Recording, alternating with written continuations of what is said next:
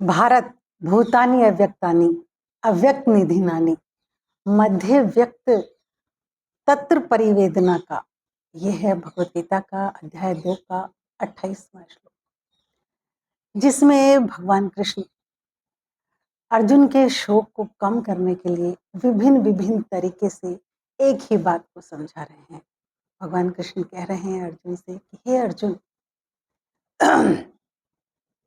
पहले भी, जन्म से पहले भी हम सब अप्रकट थे। जन्म से पहले अब थे तो सही, लेकिन अप्रकट थे, हमें नहीं पता हम कहाँ थे। तत्र भूतानि अव्यक्तानि, और मृत्यु के बाद भी अप्रकट हो जाएंगे, हमें पता ही नहीं चलेगा कि हम कहाँ गए थे। इतना तो आप ठीक ठीक समझ रहे हो अर्जुन।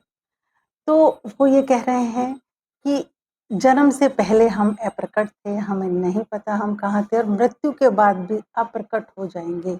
व्यक्त मध्यानि एव, मतलब बीच में, जब हमें ये मनुष्य शरीर मिला है, बीच में हम प्रकट हुए हैं। तत्र परिवेदना का, इसमें शोक करने की बात क्या है?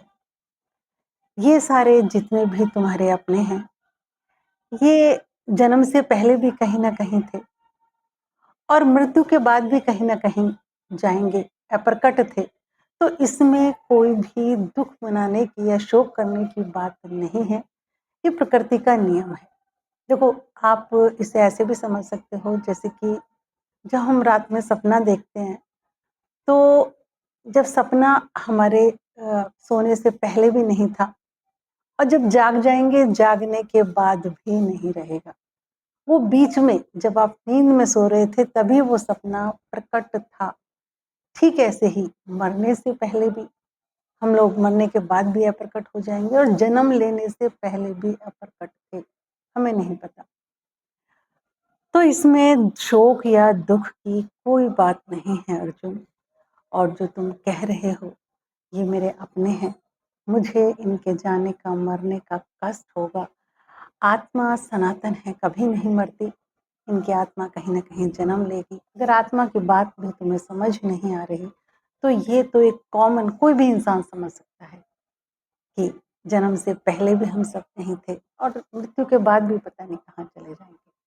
और हम इन बातों पर सोचें, तो हमें सच में ध्यान से अगर सोचने लगे, तो हमें थोड़ा थोड़ा वैराग्य संसार से होने लगता है। और अगर इन बातों पर हम थोड़ा सा भी ध्यान दें, तो हमारे जीवन में वो बात आती है कि हम इस पृथ्वी पर क्यों आए, और पृथ्वी पर आने का उद्देश्य क्या था।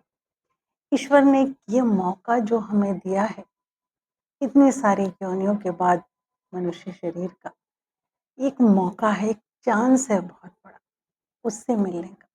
लेकिन हम क्या करते हैं, अपनी ही कामनाओं में इतने दुखी, दुखी ही नहीं, दुख भी चलो छोड़ो, इतना बड़ा डिप्रेशन, रोग, और लोग आत्महत्या तक कर लेते हैं। इतनी सारी चीज़ें सिर्फ क्यों आई जीवन में? क्यों? क्योंकि हमें सही तरीके से जीना नहीं आया।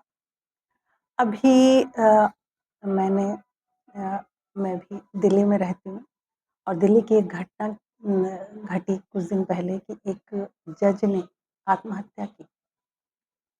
देखिए, आप जज तो बन गए, ठीक है ना, एक प्रोसेस है कि आप इस तरीके से कुछ परीक्षाएं पास करोगे, इंटरव्यू होगा तो आप बन जाओगे। लेकिन क्या आपको जीवन जीना आया?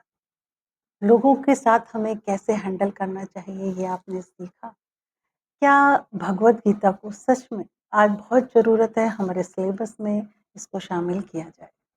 भगवत गीता में कुछ नहीं है, सिर्फ यही है हमें जीना कैसे आए, कैसे हम सही से जीना जीना सीखें।